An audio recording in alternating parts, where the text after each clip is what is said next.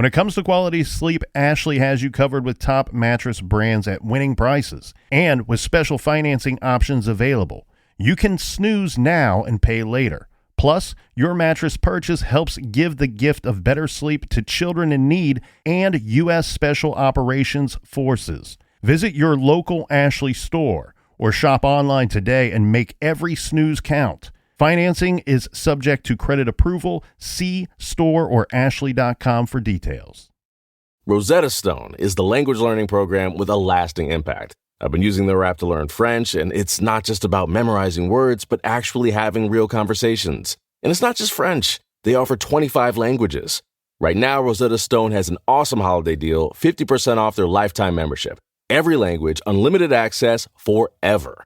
For anyone keen on diving deep into a new language, check out rosettastone.com. It's a game changer.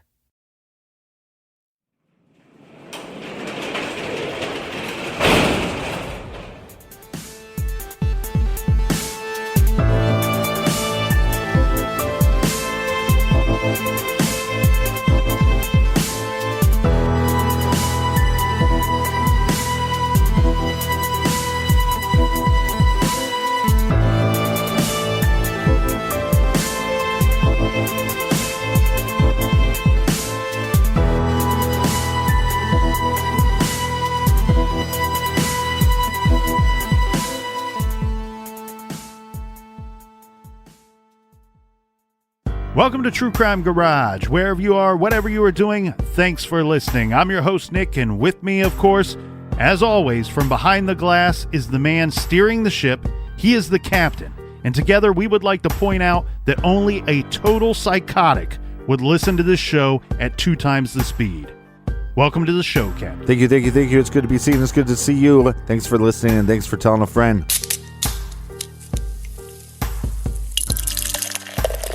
This week we are drinking Anneuser Busch's Budweiser, an American lager and an American classic, the one-time king of beers, Garage Grade, 3 bottle caps out of 5. And this week our fridge is full. Thank you to all of you out there, but specifically, first up, thanks to Laura P. in Washington. And a big shout out to Emily in Osage, Minnesota. Next up, we have Brian in Highlands Ranch, Colorado. And in Birmingham, Alabama, we have Andrea. Cheers, mate. And next up, we have our friend Randy in Federal Way, Washington. And last but certainly not least, we have a long-distance cheers way out to Lauren in Port Talbot, Wales. Thank you to everybody for helping us out with this week's show. If you want to contribute to future shows, go to truecrimegarage.com and click on the donate button. And if you'd like to check out our old episodes, download the Stitcher app. And we have a weekly show called Off the Record, so get hip to that. It's hip to be square, and that's enough of the business. All right, Captain, everybody gather around, grab a chair, grab a beer. Let's talk some true crime.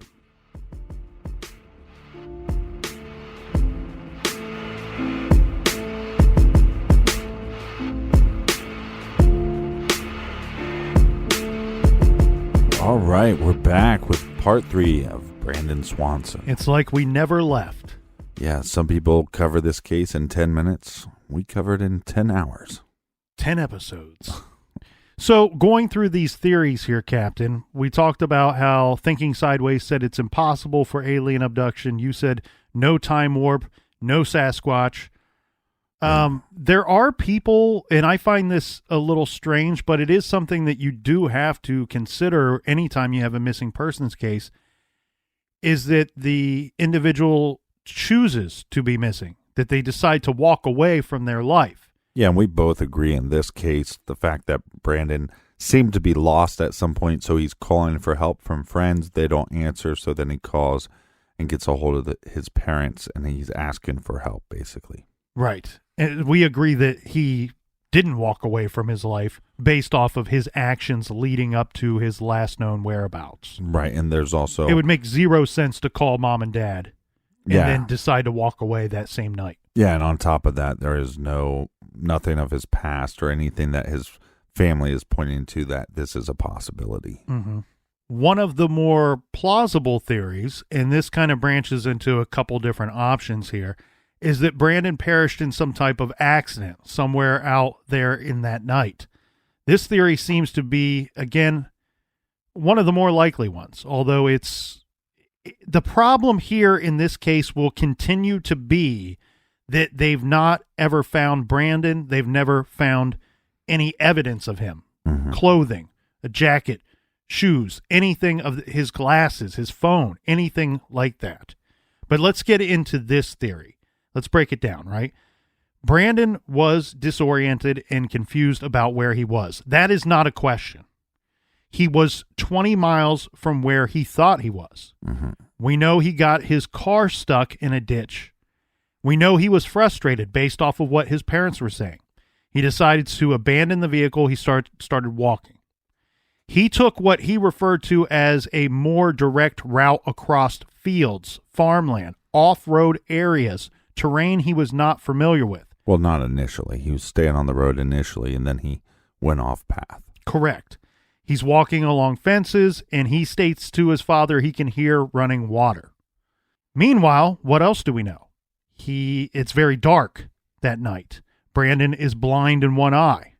His father heard him exclaim, "Oh shit," and then the phone on Brandon's side goes dead. So what happened here? Well, no, let's be clear. It doesn't go dead from our knowledge. There's a disconnection. The call drops is right. what I meant. Sorry about that. It's just words, but you're right. We need to clear that up because there is a hot debate about if his phone went dead or if it was still active. Yes. After he says, "Oh shit," the call ends on Brandon's end.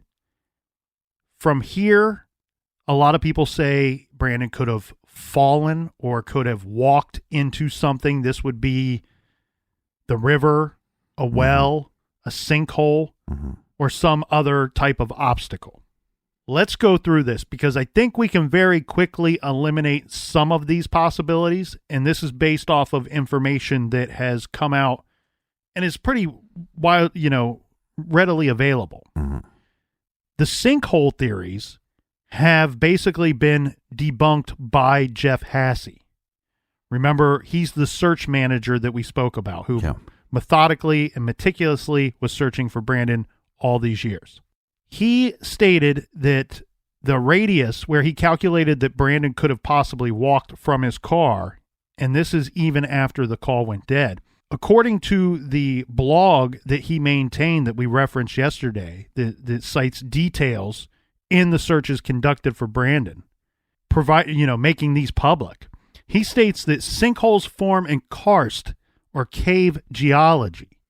Now, he also says that the only karst geology in Minnesota is in the southeastern part of the state. The area where Brandon went missing is in the southwestern part of Minnesota. Basically, he's saying he couldn't have fallen into a sinkhole because they're not there. Right. The other thing he points out, too, regarding like wells, open wells and things of that nature on farmland, he points out that the farmland in this area of the country is extremely valuable and that all old wells have been capped off or replaced per Minnesota law. So the days of large wells with buckets that people could fall into, he's saying, are long gone. Right, they could be capped off. And also in this area, these farmers and these people that live in the area would hear about this kid going missing, and they'd probably check their property for any signs of Brandon. Yes. He's stating that all the water sources on these industrial farms were quote-unquote high-tech by 2008. Now, old cisterns could exist. But again, if they do, the searchers have never found one. That could leave us with the river. So we have a local woman who participated in the searches for Brandon. She posted that the terrain out there is riddled with swamps, bogs, caves, 6-foot-tall grasslands, wooded areas, and ponds. Cattails along the riverbanks are 8 feet tall at this time of year. Brandon could have walked or fallen into, the river or the swamps or the bogs at any point along this way. His father says after Brandon says, oh shit, that he heard some type of what he describes as a slipping sound. Mm-hmm. And we know that the scent dogs tracked Brandon to the actual river and then seemed to indicate that he got back out of the river. So this goes into what you were talking about earlier, Captain, where you have to wonder, is it possible did Brandon fall into the Yellow Medicine River, and did something happen to his phone? That maybe he didn't drown in the river, or maybe he did. Maybe he hit his head and drowned in the river. But you also have this theory that maybe he slipped into the river, he gets out, but his phone does not. Mm-hmm. Then the question is, would his phone continue to ring for a few days even after submerged? Jeff Hasse says, yes, this is a possibility. That the sound that the caller hears has nothing to do with the condition of the actual phone. So this makes this a very possible thing here, right? Yeah, and sometimes when you're trying to call somebody, if you don't have great service, your phone will ring multiple times before it actually tries to connect to them. Right. So the idea being here that maybe something happened to the phone. Here's the thing that you really got to consider, right? If he did fall into the river, even if he got out, he very likely could be soaking wet. Then he's staggering along the road until he decides to stop and rest somewhere. Maybe this is a hole, a field, or in the woods, or an abandoned barn. He could have died of hypothermia. Temperatures dropped to 39 degrees that night. We both agreed that he was wearing fairly warm clothing for that evening. The river was only 55 degrees. Could Brandon have succumbed to the cold, especially if he was wet? His body, having not been found yet, could be because it was either too obscured or has been scattered by animals, plowed under and broken up by heavy farm equipment. We have to remember that searchers were not able to access all of the farmland in the area, some of which were covered thickly with high, tight crops. There's some interesting things that Jeff Hasse states in his information that he's made public. When he's talking about, we reference how many dogs they used in the search for Brandon over the years. Mm-hmm. The problem is at certain times of the years, the crops are at different heights. And he says that the height of crops can make it extremely difficult, if not impossible, for a dog to find the scent. Right. And it's just hard to search in general when you have obstacles like that. You see that in a case like the Long Island serial killer case.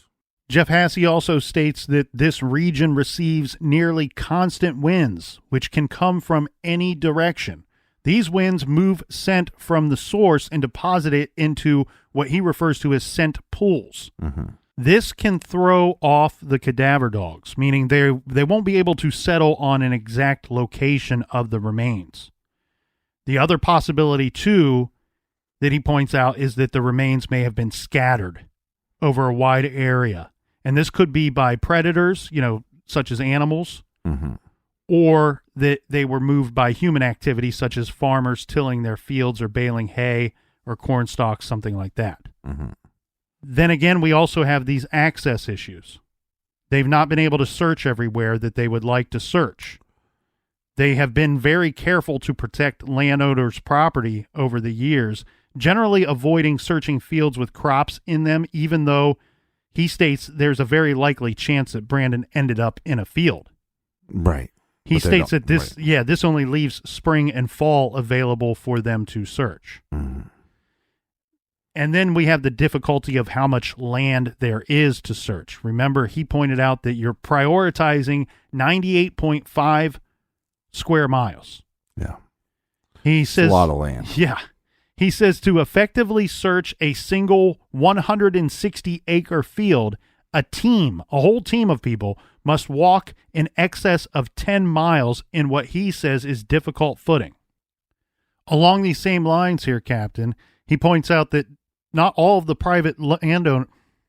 Along these same lines here, Captain, Jeff points out that not all of these private landowners have agreed to searches because let's say Brandon attempted to seek shelter from the wind or from the cold at some point along his journey. Maybe he crawls into an outbuilding or under some old machinery and then passes there. He says that they've not searched all of the farmsteads. In fact, they've only searched very few of the farmsteads in the area. Well, you said there was a radius that they had to search, and there's what was the percentage? Like, they've only been able to search about 60%? 60% of the area that they've prioritized, yes. Well, and to go back to the cadaver dogs, too, if you have like a small pond of water, but it has drains into something, that the cadaver dogs normally do not hit inside the pond. Like, the body could be in the middle of the pond. The cadaver dogs normally hit where the water is draining because that's where the scent is more dominant. He also points out the conditions in Minnesota at that time of year, and by all of his knowledge and all of his experience, it's his opinion that a body could become fully skeletonized within a week. So that's very quick out there. Even calculating that Brandon's body was likely fully disarticulated by mid-July of 2008. And he says this would be very likely at the latest. And one of the things that makes this case so much more fascinating is, like you've been talking about, is the documentation of the search.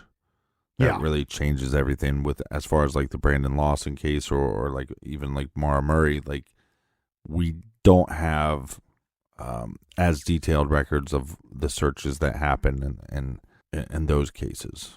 Right. And so what is fascinating here and really educating at the same time is all the information about the searches throughout the years, detailed information where we have a complete understanding of, look, so many shows and so many news articles and so many website forums and message boards, they keep coming back to the idea that something weird had to have happened because they've not found Brandon. Right. The problem here is we have the search manager, the guy in charge, and his team that is very publicly stating, we had this huge area to search. We went over the difficulties of the search or what could have happened throughout the years wherever Brandon may be that adds to the difficulty level of the search. And yet we have them saying there's still almost 40% of the prioritized area that we have not been able to get to. Yeah, which is sad because this is somebody's child. This is people's friends, and I understand why some of the places haven't been searched, but it's kind of sad. Yes. I mean, there's a multitude of reasons why certain areas have not been searched, and some of it is just happenstance. Some of it is just the lay of the land itself. What do we think happened here, Captain? We could spin our tires all day long on the possibilities and the searches and what has taken place over the course of 11 years, or almost 11 years now. What do we think happened? And well, let's take a quick beer break so we can gather our thoughts and gather some beers.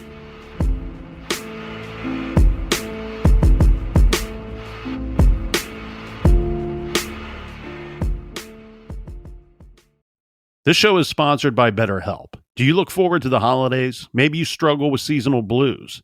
This time of year can be a lot, and it's natural to feel some sadness or even anxiety about it. But adding something new and positive to your life can counteract some of those feelings. Therapy can be a bright spot, something to look forward to make you feel grounded, and to give you the tools to manage everything going on. If you're thinking of starting therapy, give BetterHelp a try. It's entirely online, designed to be convenient, flexible, and suited to your schedule. Just fill out a brief questionnaire to get matched with a licensed therapist and switch therapists at any time for no additional charge. Find your bright spot this season with BetterHelp. Visit BetterHelp.com/garage today to get 10% off your first month. That's BetterHelp, HELP.com/garage. Dreaming of overseas adventures or connecting more deeply with family from afar? Rosetta Stone bridges the language gap. I've tried others, but Rosetta Stone's immersive lessons and voice feedback technology are game changers. Dive into 25 languages by learning intuitively, just like when you were a kid. And here's the holiday sparkle. Grab a lifetime membership now and save 50%. Gift yourself the world. Head to rosettastone.com now and save 50%. Major phone carriers make you sign contracts with rigid data plans to trap you into a kind of forced phonogamy. Sounds pretty insecure if you ask me. At Consumer Cellular, we believe in a more consensual and healthy form of phonogamy, free of contracts and more flexible to your data needs. This way, you stick around not because we force you to with contracts and fees, but because you love our phone plans. Like ardently love our phone plans. Phonogamously. Consumer Cellular. When freedom calls, we're here to answer. Call us at 1-888-FREEDOM.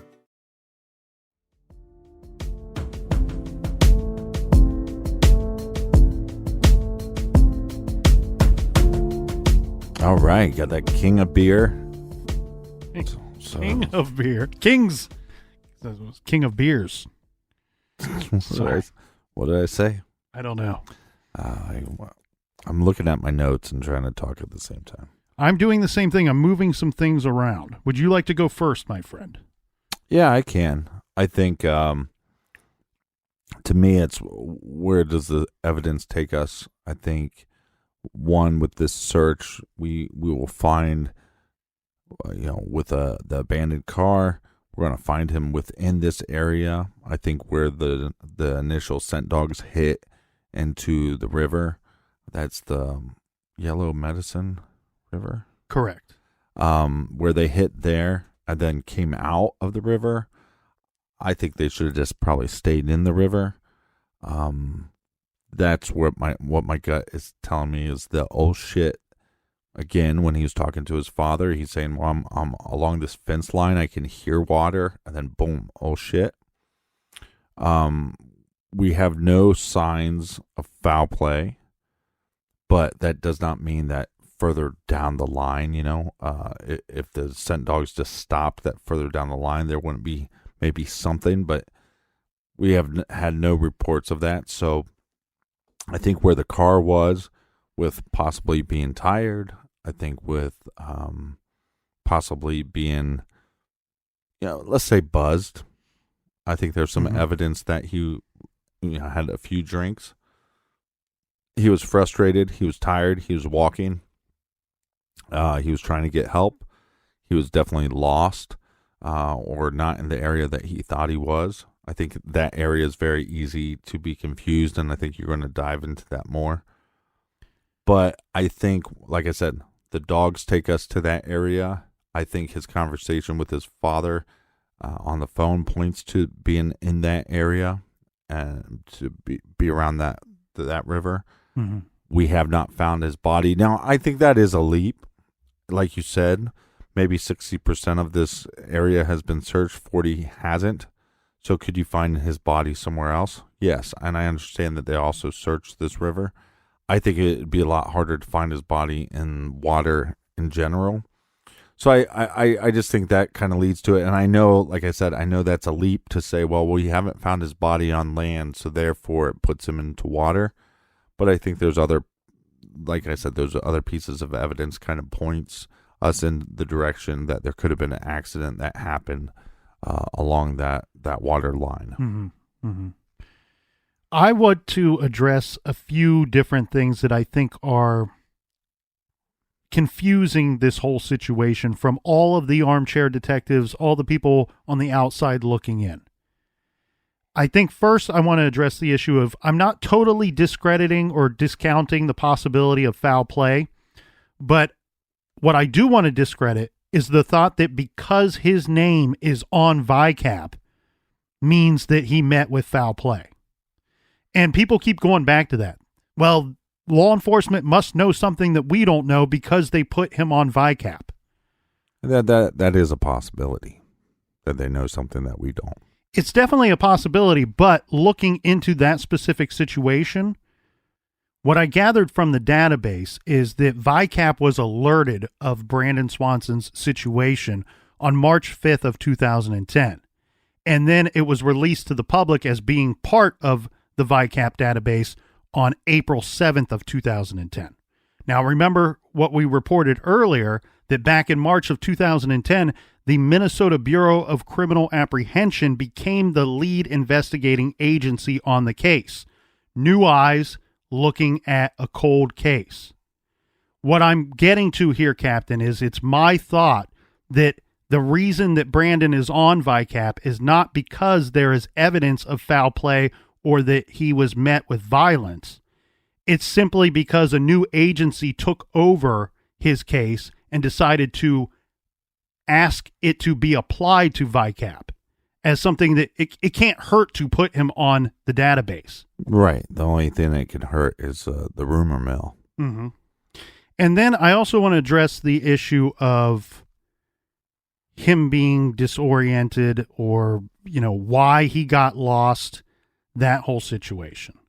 First of all, I question, one, how well he would have known any of these areas outside of Route 68 and Route 23. I seriously question that. First of all, how experienced of a driver is he? He's only 19 years old, and we have some stories that may indicate that he might have even lost his license at one point. And then people point out that, well, he traveled this route for a full school year to and from Marshall and Canby, where his school was. I take a little issue with that too, because the typical school year at this school is late August to mid-May. It's not really a full year, one, and they take about a month-long break in the middle of the winter. So it's not a full year, first of all. And then second of all, why would he know the areas off of Route 68? Route 68 takes him to and from school. So I really question how well he knew this area. Then on top of that, we have some confusing things going on regarding the lay of the land. Mm-hmm. So anybody that has seen this area on a map will know that the streets and the roads, the country roads out there, are laid out basically like a square grid. Yeah, I believe there's a simple version of this map on Wikipedia. Yeah, I would encourage anybody to look up that simple version of the map and then use your own map app to really zoom in on some areas and go through that trail that we discussed in detail regarding the dogs' movements when they were following or believed to be following Brandon's movements. Mm-hmm. Now, what you will see here is regarding this map. Okay, so picture a square. If you're not looking at it, picture a square. Route 68 runs diagonally from the northwest corner of that square to the southeast corner of that square. Mm-hmm.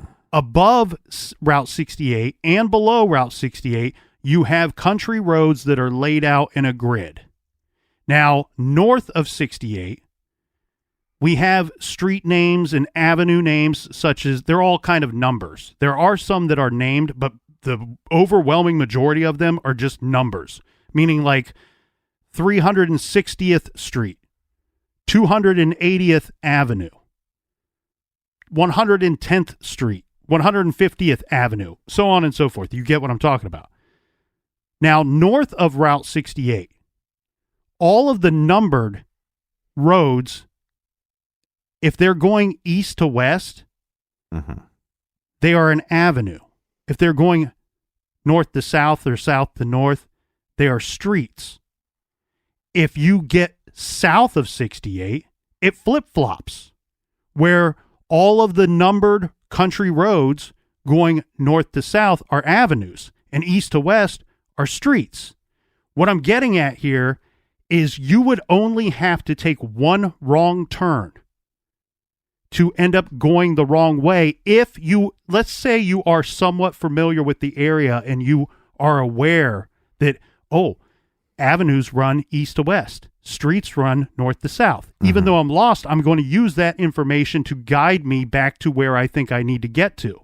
Well, if you make one wrong turn, basically take that whole square map that I just described and turn it on its side, because now the streets are going east to west and the avenues are going north to south. It's a very tricky area, so I completely understand why somebody, anyone, mm-hmm. regardless of their situation, how much they've had to drink, how little they've had to drink, what they've ingested or not, would get turned around and confused in this situation.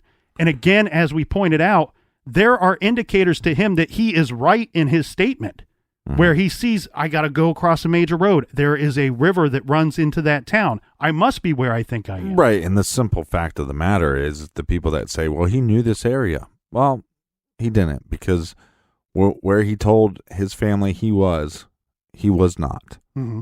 And that's all the proof that you need, that he didn't know where he was at. Maybe he does know that area well, but that night, no, he didn't know where he was at. The other thing, too, that I think gets in the way of really sorting through all of this is the oh shit moment, right? So this case, oddly enough, made me think back to my childhood. Okay, I'm a child of the 90s, and what I'm talking about here, Captain, is the song The Things That Make You Go by CNC Music Factory. This was a 1990 release. Things that make you go, what? Mm-hmm. Don't bother looking up the song. It's as bad as you expect it to be. Mm-hmm. Okay, now look, this case, of course, this is a tragic case here of this young man, but it's truly a big question mark. And why so many people are fascinated by this case is that it's a big question mark. Now, if you look at the lyrics for that song, The Things That Make You Go, the lyrics in that song is listing out very simply the things that make you go, Now, there are a lot of questions in this case, but what I was really looking at regarding the phone call, he says, oh shit, and then the phone call ends. I was really thinking to myself, what are the things that would make me go, oh shit? Right? And so we're going to put ourselves in Brandon's shoes here, so to speak. Now, that could have been any number of things. It could have been some type of accident. He could have hurt himself. You know, people say a car. Stepped in a pile of shit. Right, whatever. But the problem is the call ends after this takes place. So you can't just look at this and go, oh, what would make me say, oh shit? What would make me say, oh shit? And then the phone call ends. You have to put those two things together because that's what took place. Now, of course, it could have been some type of accident. He could have fallen into the river. The river kills his phone. But the other thing, just as simple, could be his phone is going to die. Right. The phone is losing its charge. It has no battery life left. His phone, according to the specs that you can find online, has 400 minutes of call time, of talk time. Mm-hmm. We know that this one phone call, the last phone call, took up 47 minutes of talk time. That's 1/8 of the whole battery life right there. Now, on top of that, it wasn't a good phone. On top of that, he's had multiple calls with mom and dad before this last one. Mm-hmm. He's also gone to 2 parties that night. I mean, this phone is basically a rock with an antenna. He left his home, by all accounts, around 6 p.m. that night. So he's been gone. It's now 3 a.m. He's been gone like 9 hours. So what I'm getting at here is... Car charger, though. Could that's very possible. But what I'm getting at here is that it's very likely that he could have been talking and talking and talking, pulled the phone away, looked at the screen and went, oh shit. Or got some kind of notification that he heard on his end, but his father didn't hear. Mm-hmm. And goes, oh shit. And then the phone goes dead simply because the battery life ran out. The thing here is that doesn't get us any closer to what happened to Brandon. But what I'm getting at is what I think is so polarizing about this case is that phone call, where I think it's just kind of confusing and it's really clouding the whole situation. The phone call and him saying, oh shit, may mean nothing at all. Could be something super small, something as simple as his phone dying, and then whatever took place after he no longer had the use of his phone. I do think that there's some type of accident that took place out there that led to his demise, that he probably did succumb to the elements at some point that evening. And I think it's very likely that he is somewhere in that area that they've been unable to search for any number of reasons. That's 40% of the area. I think that's what happened here. I think everything that the people that are closest to this case are saying is probably exactly what happened. He wasn't that messed up. He got disoriented because the area itself is confusing. Yeah. It's late at night. It's not well marked. It would be confusing for anybody traveling in that area.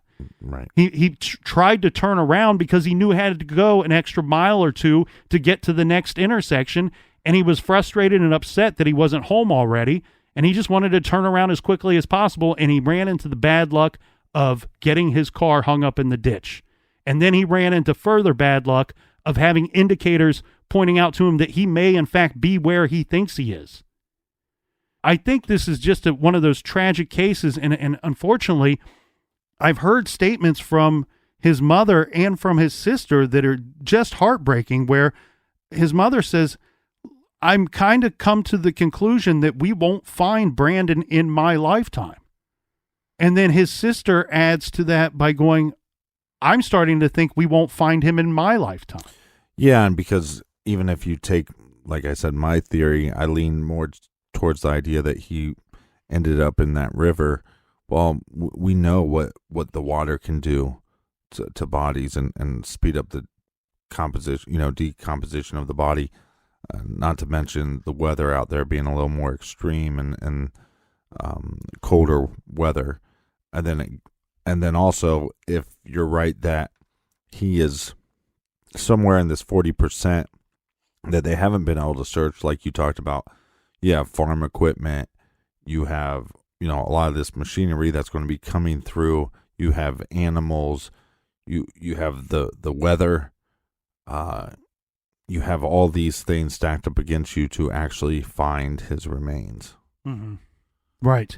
And the thing I want to point out here too, Captain, is, look, I'm sure there's a lot of us out there listening to this and going, well, whatever happened to Brandon would never happen to me. I have GPS on my phone. I have a much different phone than what Brandon had to carry back in 2008.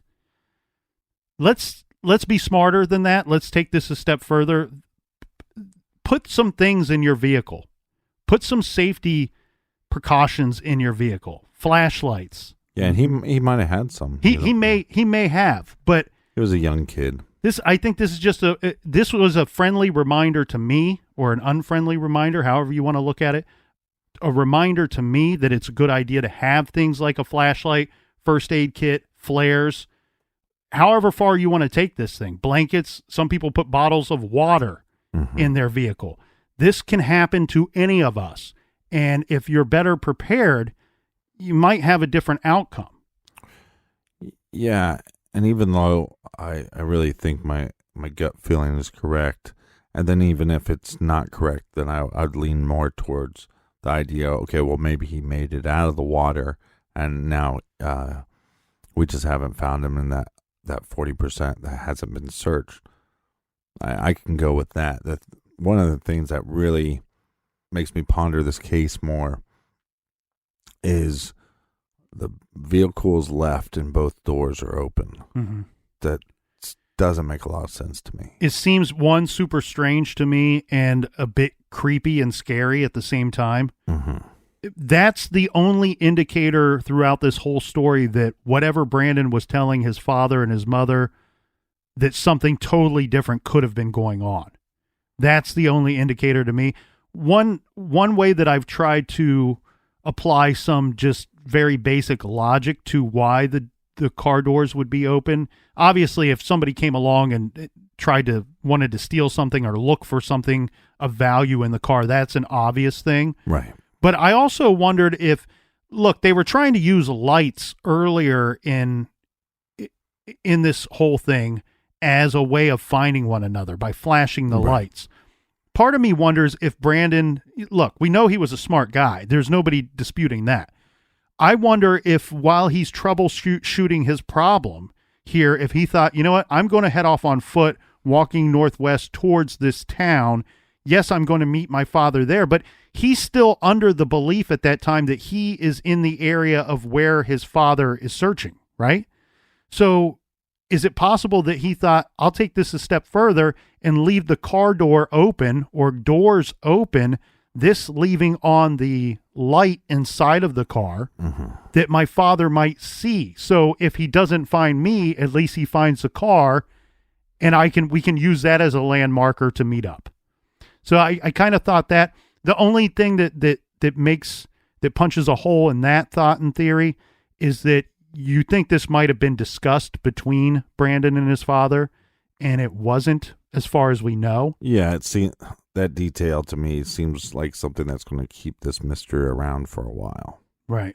And his father and mother not only led the search that night and really pushed to get law enforcement involved as quickly as possible, but they've continued to lead the search for all these years. Yeah, and all missing children cases are difficult. I think there's an element of the fact that you both were getting up that night to go help him makes it even more difficult. Mm-hmm. Well, and I hope and pray that his mother and sister are wrong in their thought and their belief that they've kind of come to the idea that they may never know what happened to Brandon throughout the course of their lifetime.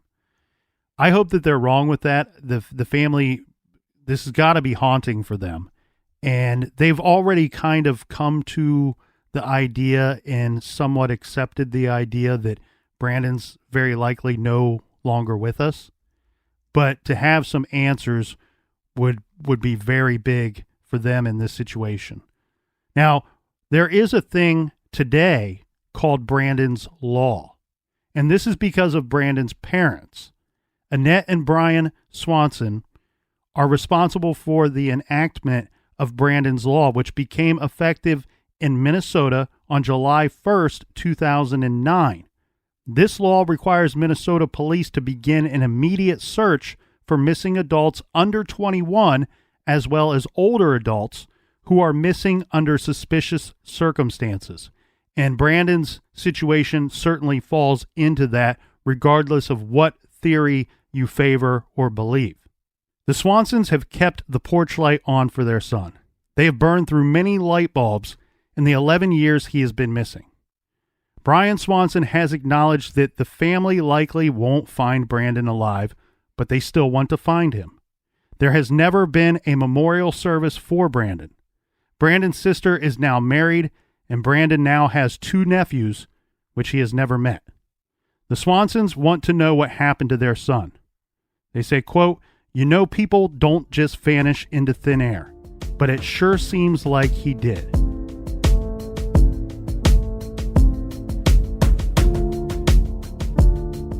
All right, Captain, before we wrap things up this week, how about a little recommended reading? We have one from our good friend of the show, Billy Jensen. His new book called Chase Darkness with Me. Captain, you and I hung out with Billy at CrimeCon, and he was kind enough to send a couple of copies of Chase Darkness with Me to the garage. We can't wait to read it. That's by Billy Jensen. You don't have to write that title down, though, because you can go to truecrimegarage.com, click on the recommended page, and we will have that title there for you along with other recommendations. Yeah, and I think he owed us the book because he thought that Bob Ruff was going to outdrink me, but like we know, like everybody knows, Bob Ruff said good night, therefore disqualifying himself and making me the winner of the drinking contest at CrimeCon. So thank you, Billy, and thank you, Bob, for quitting on the drinking contest. That's right. All right, until next week, everybody out there, be good, be kind, and don't litter.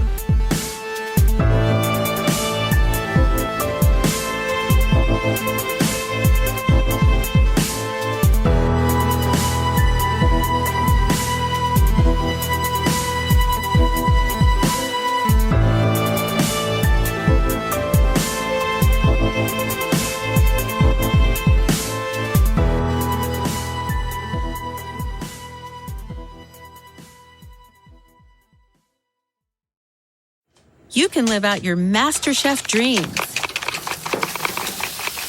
when you find a professional on Angie to tackle your dream kitchen remodel.